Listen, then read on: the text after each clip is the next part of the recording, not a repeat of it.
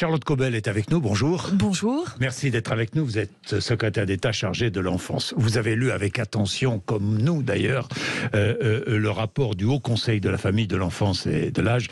Charlotte Cobel, des dizaines de milliers d'enfants sont en France sous psychotropes. Des enfants qui sont âgés de 6 à 17 ans. D'abord, avez-vous été surpris par les conclusions de ce rapport ?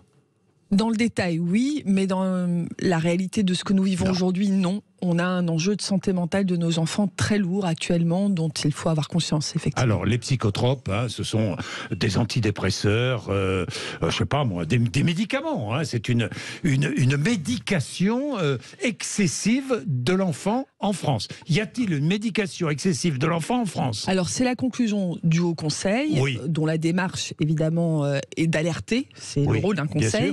Les chiffres, aujourd'hui, sont regardés avec attention parce qu'il y a un certain nombre de conclusions qui sont peut-être un tout petit peu rapides. Mais oui, la réalité aujourd'hui, c'est que nous avons à peu près 13% d'enfants en France qui ont des troubles mentaux légers à lourds et qui conduisent à des prises en charge dont certaines sont de nature médicamenteuse. 13%. C'est la moyenne de l'OCDE. C'est en augmentation ou pas ? Ce qui est compliqué, c'est qu'en fait, on est plus sensible, on repère mieux, on évalue mieux la santé mentale des enfants. C'est un sujet assez nouveau. Avant 2017, c'était pas vraiment dans le scope. Aujourd'hui, on a fait beaucoup de progrès, notamment sur l'autisme et sur tous les troubles du neurodéveloppement, et c'est une bonne nouvelle. Mais on a un contexte extrêmement anxiogène. La crise sanitaire, on le sait, a provoqué beaucoup de difficultés chez les enfants et chez les jeunes, chez les étudiants. On a bien sûr le numérique, on en parlera, qui a un impact. Donc on a un contexte extrêmement inquiétant. Et Charlotte Cobel, sur médication, on est dans la moyenne européenne sur l'état mental de nos enfants. En revanche, dans la surmédication, on est parmi les pays, et notamment de psychotropes, on est parmi les pays les plus prescripteurs d'Europe. Alors, rappelons quand même que ces médicaments... Pourquoi ? Alors, je pense qu'on a un vrai enjeu dans la prévention et l'accompagnement qu'on appelle primaire. Les médecins aussi. Alors, on a un vrai enjeu... Facilité de la prescription ? C'est certainement parce que le dispositif d'accompagnement aujourd'hui des enfants qui ont des troubles mentaux est insuffisant en prévention et en accompagnement éducatif et psychologique, qu'on se retrouve trop souvent devant un pédopsychiatre ou face à un médecin libéral. Manque de place en institut dans les hôpitaux ? Manque de place en institut et plus exactement manque d'accompagnement dans les familles aussi, avec les familles, parce qu'on a des familles qui sont un peu dépassées. C'est pas facile d'avoir un enfant qui a un trouble alimentaire, c'est pas facile d'avoir un grand dépressif, de plus en plus jeune quand même aussi. Je vous donne un chiffre, les chiffres qu'on avait sur les tentatives de suicide et les troubles alimentaires des 16-18 ans sont passés chez les 13-16 ans. Donc avoir un enfant de 13 ans qui a qui est dépressif et qui fait des tentatives de suicide, c'est très lourd. Donc l'accompagnement des familles, la prévention, le caractère pluridisciplinaire avec des psychologues, des éducateurs.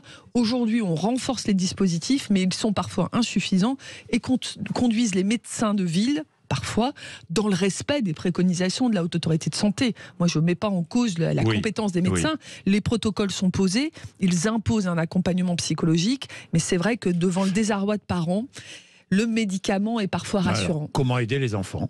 C'est la question de base. Alors, comment aider les enfants ? C'est la responsabilité de tous. La problématique qu'on a aujourd'hui, c'est que les causes de ce problème de santé mentale sont très multiples.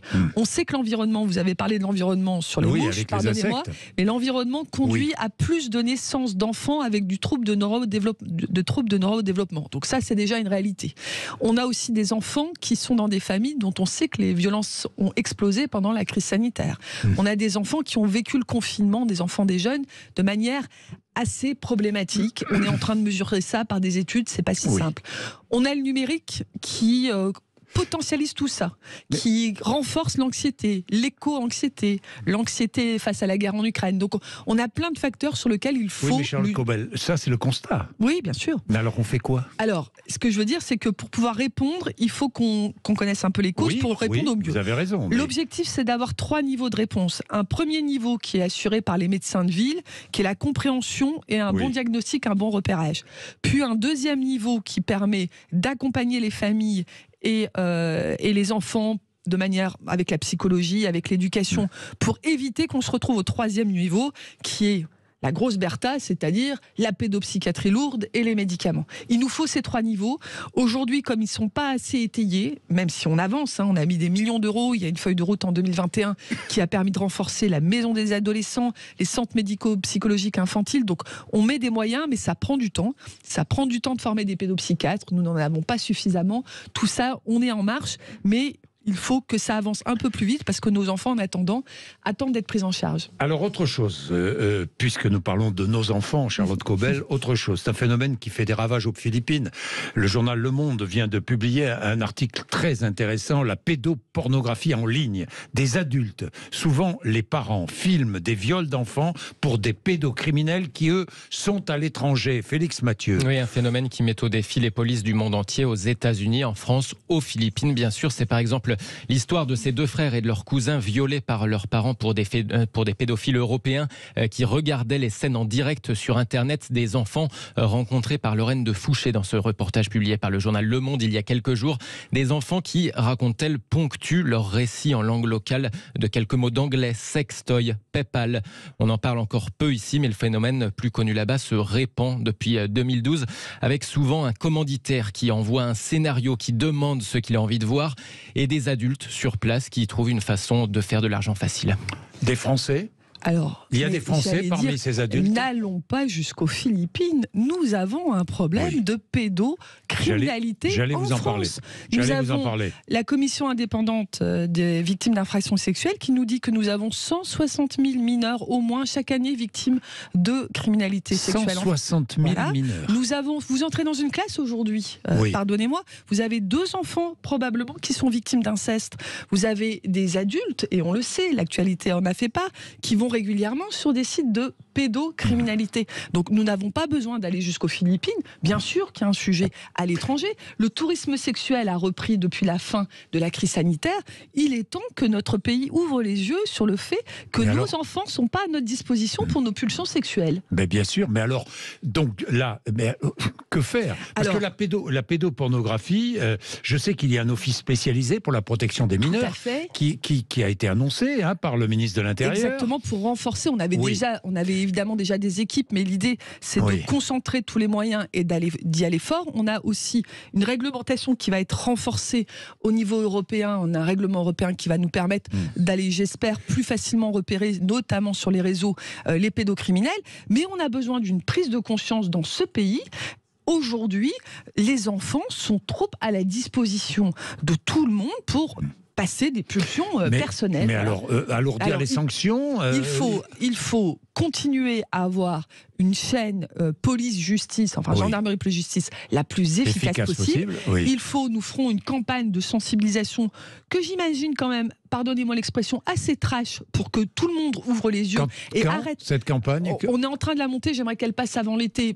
Avant l'été, campagne de sensibilisation. On ouvre les yeux sur la réalité, voilà. Il faut, à mon avis, profondément transformer l'éducation sexuelle à l'école, pas simplement pour accompagner... Justement, j'allais vous en parler, Charlotte Caubel, de l'éducation sexuelle. Des cours sont prévus d'éducation sexuelle à l'école. Vous avez vu que ces trois associations déposent plainte, attaquent l'État en justice. Pourquoi ? Parce que la loi n'est pas respectée. Et chaque année, 3 séances d'éducation à la sexualité à l'école sont obligatoires. Or, elles n'existent pas. Vous avez parfaitement raison. On a un vrai sujet parce que les objectifs de cette éducation sont pas si clairs. En tout cas, ils sont multiples. Il y a évidemment des enjeux de santé, il y a des enjeux de lutte contre les violences sexistes et sexuelles, mais à mon avis, il faut renforcer l'approche protection de l'enfant pour lui donner les armes à lui pour se protéger d'agresseurs potentiels dès la maternelle. Mon corps est à moi, n'y touche pas. Et puis après, introduire progressivement la notion de consentement, de bien-être, de lien affectif. Mon corps est à moi, n'y touche pas, ce sera la campagne, si j'ai bien compris. En tout cas, Charlotte Caubel, j'ai compris. C'est très important. Mon corps est à moi, n'y touche pas, mais c'est formidable comme slogan. Il faut que les enfants... Voilà. Merci. Vous l'avez dit. J'ai mon slogan, Charlotte Caubel, je suis content d'avoir Mais vous voyez, il faut que les petits aient déjà ce slogan dans la tête, parce que les meilleurs à se protéger les uns les autres, c'est les enfants eux-mêmes. Les meilleurs ambassadeurs, c'est les enfants. Bien sûr. Un mot sur l'accès aux sites pornographiques. Là encore, fin mars, système de vérification d'âge, on est bien d'accord, Alors, Sur ce À sujet, mars ou à l'automne? sur ce sujet, soyons très clairs. Vous êtes censé respecter les limites de vitesse. Oui. Ce n'est pas à moi de choisir votre véhicule, ni de choisir les mécanismes qui font que vous respecterez vos limites de vitesse. C'est pareil pour les sites porno. Ils ont une obligation, c'est le code pénal qui interdit de mettre devant des enfants des images pornographiques. Ben, bien sûr. Donc c'est à eux de trouver, pardonnez-moi, la voiture, le contrôle technique, ce qu'ils veulent pour empêcher que les enfants y viennent. J'ai une suggestion à vous faire. Lorsque j'achète en ligne, ma banque demande un contrôle. Mais exactement. Donc si pourquoi ne pas appliquer le même système? Pardonnez-moi, ils n'ont pas envie d'appliquer le système parce que mais ils n'ont pas, mais on peut les forcer, non? On parle alors les sites de pornographie français appliquent depuis très longtemps la carte bleue parce que eux ils vendent le contenu pornographique aux sites français. Par contre, les sites internationaux type YouPorn, ce sont des tubes qui vendent du flux. Donc ils ont besoin d'avoir des spectateurs. Dans leur flux, il paraît qu'il y a 40% de mineurs. Donc ils n'ont aucun intérêt à enlever 40% de leur business. Donc la seule façon de les dissuader aujourd'hui, c'est de couper le flux. Il y a une action devant la justice parisienne par l'Arcom, notre agence de régulation, qui demande à la justice de couper ponctuellement le flux pour punir ces sites. On couperait l'accès aussi. Ce qui est déjà possible. Ils nous renvoient, oui, mais nous n'avons pas de mécanisme de filtre qui existe vraiment. Mais trouvez-les, c'est votre responsabilité, c'est pas la mienne. Donc parce que il y aura le système de vérification d'âge. Il y en a plein. Il y en a plein. Vérification d'âge. Est-ce que vous allez en mettre en place? Ce n'est pas à moi de le mettre. Nous, on va faire des préconisations. L'Arcom, la CNIL vont dire ces systèmes-là sont conformes à notre législation. Mais il y en a plusieurs. Ça peut être la carte, ça peut être la carte d'identité. Si vous louez, ça vous arrive peut-être quelque chose sur Airbnb, on vous demande votre carte d'identité. Ils ont qu'à prendre la carte d'identité. S'ils veulent une reconnaissance, parce que si moi je mets mon image, on verra bien que je ne suis pas mineur. Voilà. S'ils veulent une reconnaissance qui n'est pas une reconnaissance faciale, en tout cas, voilà, ils peuvent mettre ce qu'ils veulent, mais qu'il soit efficace. Comme une banque qui demande un contrôle, ça me paraît tellement... Ils n'ont pas d'intérêt. Il faut donc prendre tous les moyens pour les contraindre. Quand on aura enlevé 40% de leur flux en retirant la lumière régulièrement, eh ben peut-être qu'ils retireront les mineurs comme ils doivent le faire déjà maintenant. L'obligation, elle existe très clairement et c'est le code pénal. Merci. Merci Charlotte beaucoup Cobel d'être venue nous voir ce matin sur l'antenne de Sud Radio. Il est 10h46, c'était très intéressant, c'est passionnant. On aura l'occasion évidemment de reparler de tout cela. Dans un instant, je suis avec François Omril, qui est le patron de la CGC, les cadres. Il fait partie des syndicats opposés à la réforme des retraites. Je ne vous ai pas interrogé sur la réforme des retraites, hein, Charlotte Cobel, oui. Là, vous ne... Non, d'accord, un joker. Non, mais pas de joker. Non, pas de joker. Le Parlement, on est en pleine commission mixte paritaire. On attend que les sénateurs et les députés se mettent d'accord. Et je pense qu'ils pourront trouver un accord. Qu'ils pourront trouver un accord et peut-être modifier un texte. Pour nos enfants. Dans tous les cas, oui. Pour nos enfants, parce que cette réforme, elle est importante pour nos enfants. Bien, Charlotte Cobel, merci. Merci beaucoup. François Omril, le patron de la CGC, avec nous dans un instant.